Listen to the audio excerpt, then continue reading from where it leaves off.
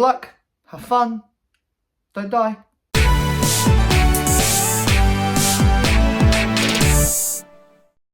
Hey, welcome to the video, a brand new movie review. Today I'm talking all about good luck, have fun, don't die. It's in cinemas right now, I've seen it. Let's talk about it. Before we do, as always, a friendly reminder, these are just my thoughts.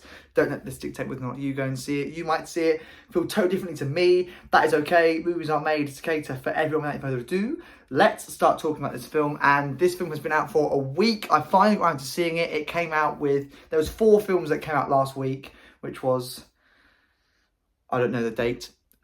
Something of February 21st of Feb, 20th of Feb, 20th of Feb, I believe. 4 films came out. Cold Storage, Good Luck, Have Fun, Don't Die, The Moment, and Wasteman. I really wanted to see The Moment and Wasteman, but my Cineworld near me, you have stopped showing it. Apart from like really obscure showings, which nobody can go to. I am not free at 1:20 on a Monday afternoon. That is just such an obscure time to show it. Show it at like 7 o'clock in the evening or something like that, where I can actually be there. Do you know what I mean? Anyway, we move. Good Luck, Have Fun, Don't Die was probably the one out of the 4 that I was kind of not that fussed by. Like, I wanted to go and see it, but like I would prioritize the others. For some reason, didn't do that and haven't seen the others. Only seen 2 out of 4, which is still good enough for me. Good enough for me. And it's all right. It's meh. It's fine. Like, it's a decent enough film and you can enjoy it. It definitely is one of those films that has its fan base in terms of the vibe of this film and the way it's delivered, the storytelling. And I do think it was quite a good way that they delivered this story. They kind of kicked the story off almost not halfway through, but they kind of kicked this story off in a place where we see all the characters that we're going to be getting to know over the next 2 hours. And then over the course of the film, we get to know their story individually and why they ended up in this restaurant where they met this mysterious man from the future. And I thought that was quite a creative way of telling the story, to get, to giving us context and backstories for each of these characters and kind of set up the story while getting straight into it. Does that make sense? I do think this story was a bit weird. Like, I didn't know when it was set. Like, is it modern day? But then if it's modern day, that's not modern day. It was a little bit kind of exaggerated and a little bit unrealistic at times if they were setting it realistically. I don't know. But then again, it could be their modern day could be in 40 years down the line. I don't know. But yeah, it did feel a little bit bizarre. And I'm not going to lie, throughout the film, there were moments where I was like, this is so weird. So unrealistic. And I'm like, what? Is this real?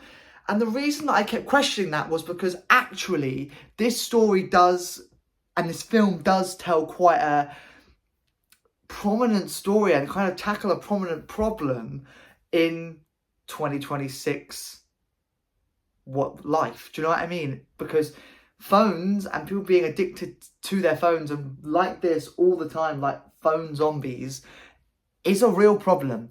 And I agree with this film in the fact that it is only going to get worse. Like, it is only going to become more and more of a problem, more and more of something that becomes an obstacle day to day. So that's why it kind of made me think, well, this is a real life problem. So is this a real life film? Or is this kind of a make-believe world? I don't know. It did sort of throw me a little bit. But overall, it was fine. It did what it needed to do.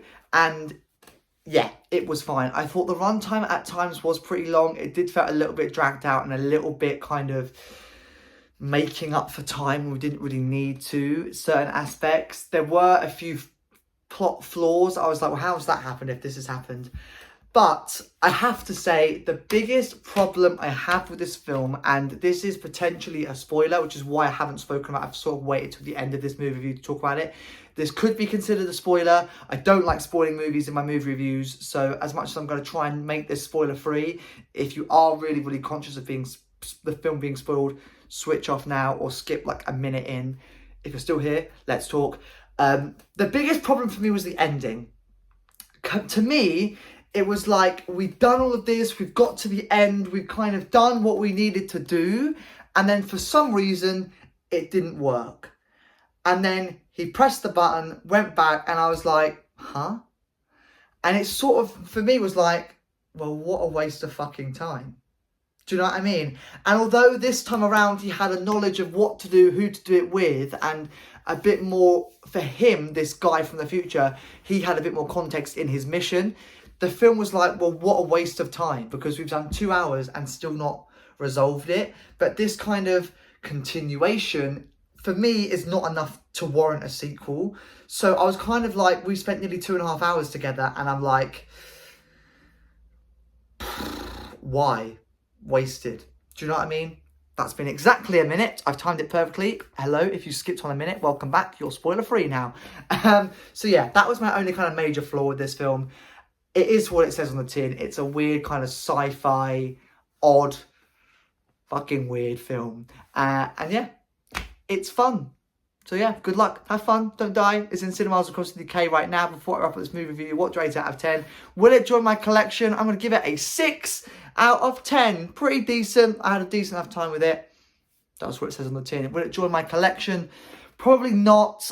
It's one of those films that I've enjoyed, but I've only enjoyed the first time. I can guarantee that if I rewatch this, I wouldn't enjoy it as much as the first time.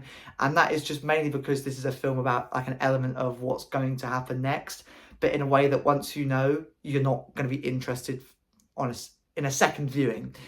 People could say that about some of the films that I've got. Drop, prime example. People could say that once you know what's going to happen, it's not as great. I love that film. So yeah, maybe I'm contradicting myself, but for me, no, it's not a rewatch, so it won't be joining my collection. So there you go. Good luck, have fun, don't die. It's in cinemas across the UK right now. In the description below is the movie plot, a link to the movie trailer, as well as a link to my movie review playlist. It features every single movie review that I've ever done. And Disney and Pixar's Hoppers is doing advanced previews this weekend. I'm off to see it tonight. You'll hear my thoughts on that very soon, and I shall see you in another video, and hopefully one of those movie reviews very soon.